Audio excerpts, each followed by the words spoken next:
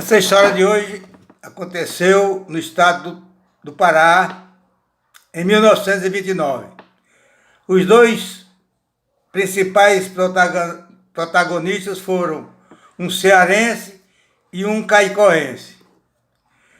O cearense era José Júlio de Andrade.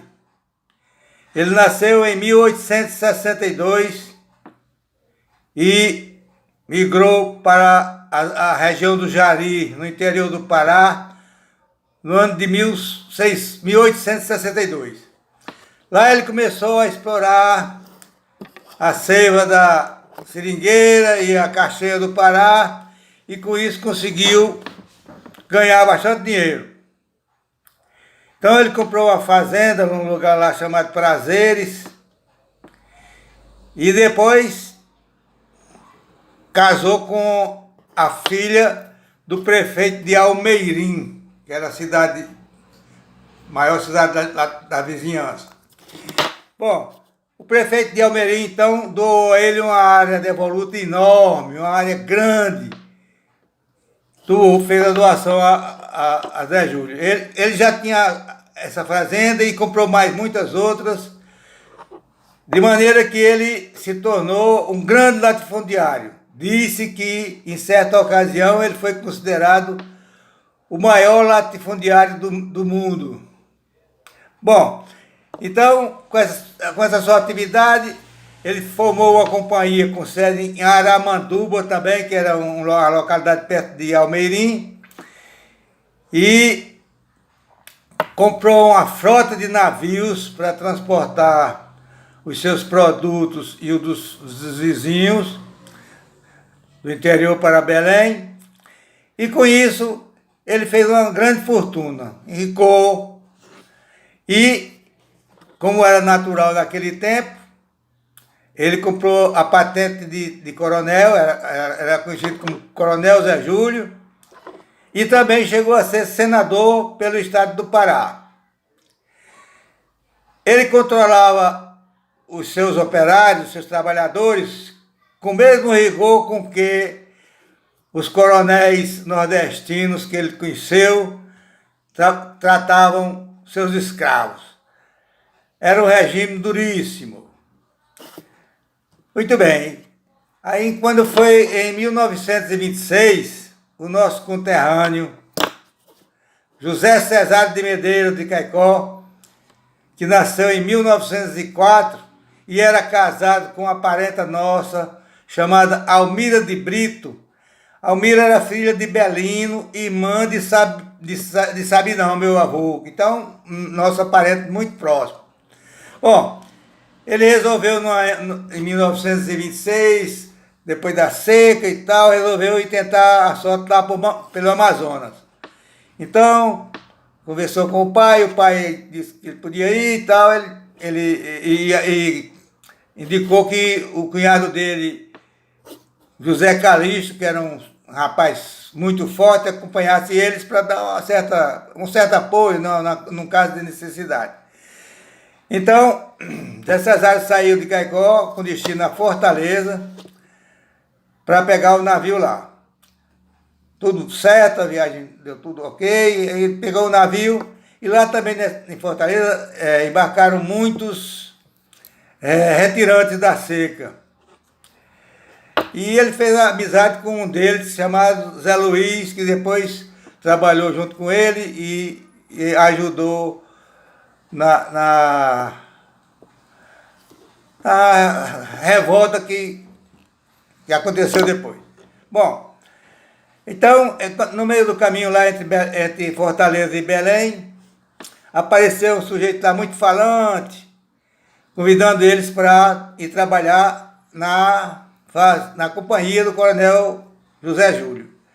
Eles confabularam lá e decidiram que não, que iam mesmo estavam querendo ir para Manaus, para Belém, para Amazonas, e não queriam não. Bom, mas aí quando chegou em Belém, aconteceu um imprevisto.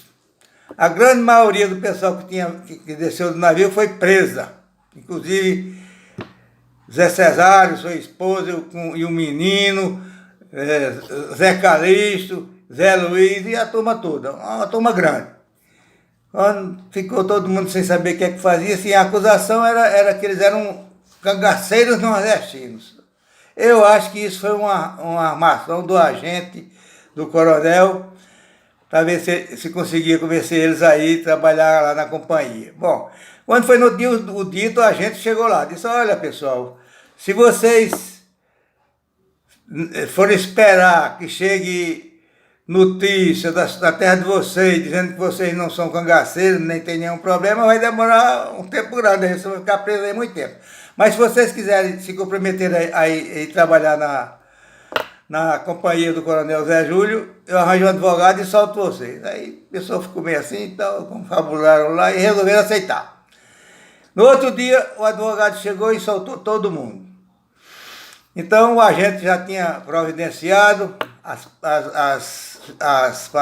viagens, né? Porque os barcos eram todos da companhia do coronel e não teve problema, eles viajaram imediatamente para o interior lá, na região do Jari, perto de Almeirim. Bom, quando chegou lá no interior, aconteceu o primeiro imprevisto. A esposa e o filho de Zé Cesário não puderam ficar com ele, por quê? Porque o local onde eles ficavam era um rancho precaríssimo, que não tinha a menor condição de abrigar uma mulher e uma criança. Ele ficou meio chateado e tal, mas não teve o que fazer. Ela ficou num lugar e ele ficou lá nesse rancho, que era um ranchozinho muito precário. E começou a trabalhar.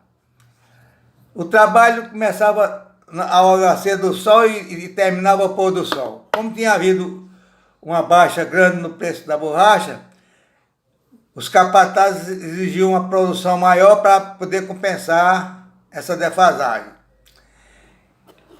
E além do trabalho pesadíssimo, eles ainda tinham que enfrentar os perigos da floresta, né? Uma umidade altíssima, chovia muito, os mosquitos hematófagos que picavam direto, muita gente adoecida de malária. E ainda tinha o perigo das cobras e das feras da floresta. Então, ele foi trabalhar e começou logo a notar que não conseguiria aguentar por muito tempo aquele trabalho, mas continuou trabalhando. A ração deles era na base de feijão com farinha de mandioca e uma carnezinha de charque dentro e cachaça. Eles bebiam muito. Também para enfrentar aquele tipo de trabalho, só com muita cachaça mesmo. Pois bem, aí ele ficou lá trabalhando. Quando foi o dia, ele recebeu uma carta da sua esposa, informando que seu filho estava doente. Ele chegou lá para o chefe dele lá e pediu uma licença para ir lá visitar o filho, a muito custo conseguiu. Quando chegou lá, realmente constatou que o menino estava com um problema sério. Então ele pediu para levarem o garoto para Belém, para ter uma assistência melhor, médica melhor lá, mas o chefe lá, o capataz, disse, não, nós vamos mandar ele para Aramanduba, que tem médico lá, e você tem que voltar imediatamente para o trabalho para poder ser custear as despesas, que vão aumentar muito com o tratamento de seu filho. Bom, ele voltou e ficou aí naquela angústia de querer sair sem conseguir. Aí começou a conversar com os companheiros, ele disse, rapaz, aqui é difícil a gente sair. Por quê? Você tem que sair ou pela floresta ou pelo rio. A floresta, você entrando, você para sair é difícil. E pelo rio, os transportes todos, os navios são da companhia do coronel. Então fica muito difícil. E outra coisa, os capatazes, se encontrarem alguém querendo fugir, eles não duvidam para atirar e matar, não. É tudo armado de rifle, se bobear, eles atiram e matam. E Zé Cesário, naquela agonia, trabalhando e fazendo aquele serviço pesado, inclusive nessa época, porque os lucros tinham diminuído com a diminuição do preço da borracha, eles começaram a explorar a madeira, né? Cortar as árvores para vender a madeira. Esse corte de árvore era feito com serras de mão, quer dizer, que Era um do lado, outro do outro, mas umas serras grandes que eu ainda cheguei a conhecer algumas, e cortavam as árvores com essas serras. Era um trabalho altamente pesado, que só aguentava mesmo quem tinha uma saúde de ferro e muita disposição. Mas ele ficou aguentando por lá. Quando foi um dia, ele recebeu uma carta lá da esposa de novo, de Almira, dizendo que o capataz lá de Aramanduba tinha alojado ele num local muito precário, e dizem também, eu não posso afirmar com certeza, que nessa carta ela informou que o Duca Neno tinha tentado assediá-la sexualmente. Eu não sei. Eu sei que com essa carta aí ele endoidou mesmo de uma vez, disse: agora eu já tenho, eu tomar as providências. Aí contatou com Zé Calixto e Zé Luiz, e foram contactando com outros colegas lá de perto e tal, e reuniram um grupo realmente expressivo e começaram a tomar de assalto lá, de assalto não, a ocupar as sedes das fazendas. No instante, com a quantidade de homens que ele tinha, no instante ele chegava lá, prendia os capatazes e tomava as armas, que essas armas foi também talvez uma coisa que deu mais garantia a eles. Eles foram aprendendo as armas. Era muito rifle, armas pesadas, e eles foram tomando a sede das fazendas. Quando eles chegaram em uma fazenda chamada Santo Antônio, já ia uma quantidade expressiva de gente, muita gente. Imediatamente eles prenderam todo mundo, lá os capatazes, e tinha um navio parado lá. Eles ocuparam o navio e obrigaram os marinheiros a transportar para Aramanduba. Já era uma quantidade grande de gente. E dizem que alguns dos trabalhadores quiseram justiçar os capatazes lá, os feitores, mas Zé Cesário não conteve eles e não deixou matar ninguém morreu não. Bom, aí entraram no navio lá e saíram para Aramanduba. No trajeto, eles lá pararam várias vezes em outras fazendas e vários outros trabalhadores aderiram à revolta. E prosseguiram até Aramanduba, que era a sede lá da companhia, onde estava o coronel Zé Júlio, e quem comandava lá era Duca Neno, um cunhado dele, muito perverso, muito rigoroso. A primeira providência foi prender Duca Neno, né? Prenderam logo ele. Aí o coronel, quando viu aquele pessoal, não tinha o que fazer, né? Zé Cesário foi lá na casa dele. Disse: coronel, é o seguinte, pode ficar tranquilo, que ninguém vai fazer nada com você e sua família, mas eu quero que você arranje um navio maior para transportar esse pessoal até Belém e conseguir mantimentos para a gente se alimentar até chegar lá. Aí o coronel ainda tentou subornar ele e tal, oferecendo dinheiro. Disse que se ele quisesse, ele ia ser o gerente da companhia e tal, mas o Cesário não teve conversa. Disse: não, faça o que eu estou pedindo, que a gente vai embora e tá tudo bem. Aí, antes de sair, ele ainda cortou o fio do telégrafo para evitar que o coronel se comunicasse com o pessoal de Belém, mas assim que o navio partiu, o coronel providenciou a restauração lá do fio do telégrafo e se comunicou com o pessoal lá. Tanto que quando o navio chegou perto de Belém, vem uma corveta da Marinha e ficou ao lado do barco dos revoltosos e acompanhou eles até o porto de Belém. Quando chegou lá, alguns oficiais lá entraram no barco lá dos revoltosos, interrogaram várias pessoas, assejaram e outros lá, e constataram que eles realmente não tinham cometido nenhum crime grave, né? Aí chegaram para as autoridades lá de Belém e disseram: vamos alojar esse pessoal aí nos quartéis, onde puder. E alojaram nos quartéis da polícia lá e tal, ficou todo mundo alojado lá. E logo eles disseram o seguinte: quem quiser retornar para as suas cidades ou estados de origem pode pode ir, tá? Tem toda a liberdade. Zé Cesário e o pessoal dele todo e mais muitas outras pessoas foram para os seus lugares de origem. Mas alguns, por falta de opção, resolveram voltar e foram trabalhar novamente lá nas mesmas condições, nas fazendas do Coronel. O Zé Cesário voltou para Caicó e ficou trabalhando lá nas terras do pai dele e tal, e depois ele sofreu um acidente sério com uma explosão lá no tambor de gasolina e queimou as pernas, foi um ferimento sério.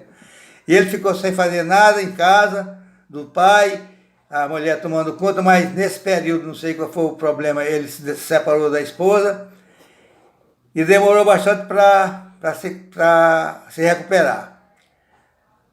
Aí, depois que ele ficou bom, ele foi para Natal, ele ficou com os filhos. A Almira ficou uns dias na casa do irmão e depois foi morar em São Paulo e ele ficou com os filhos. Aí, então, quando ele melhorou da queimadura, ele foi para Natal e tentou ganhar a vida com a borracharia, mas não deu certo. Então ele foi trabalhar na construção da base aérea de Natal, que os americanos estavam construindo em Panamirim. Quando terminou o trabalho lá da construção da base, ele ficou sem ter o que fazer. Sim, lá em Natal ele encontrou com Benedita, que tinha sido esposa de Mané Vintém, irmão de Almira. E eles tinham se separado e Benedito tinha ido trabalhar em Natal e tinha levado, parece que 3 filhos com ela. Ela tinha ela teve 6 filhos com o Mané Vintém, os outros eles distribuíram com parentes para criar. Muito bem. Então, a Benedita aceitou e foi morar com ele. Mas aí como a construção parou e ele ficou desempregado, ele resolveu voltar para o norte. Primeiro ele foi para o Amapá, passou uma temporada por lá, andou em várias cidades, mas não conseguiu nada. E no final voltou para Belém. Lá em Belém, ele sobreviveu como amolador de facas. Ele saía todo dia com a tendazinha dele, amolando faca e vivia com essa atividade. Ele morreu em 1980. A Benedita, ela viveu até pouco tempo atrás. Eu ainda soube que ela foi morar com uma filha em Minas Gerais e morreu faz talvez 1 ano ou 2 que ela morreu. Na época que eu tomei conhecimento dessa história, ela ainda estava viva. O Coronel Zé Júlio vendeu todo o seu patrimônio lá no Pará e passou os últimos dias de sua vida lá no Rio de Janeiro. Ele morreu em 1953 e foi enterrado no cemitério de São João Batista. Pois é, essa história é uma história que envolve um conterrâneo nosso. A família de Zé Cesário é muito conhecida lá. Eu conheci muitos irmãos dele e tal, é muito conhecido.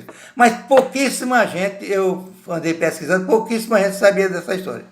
Então, eu acho que foi bom deixar ela registrada aqui nesse vídeo, ok? Um abraço.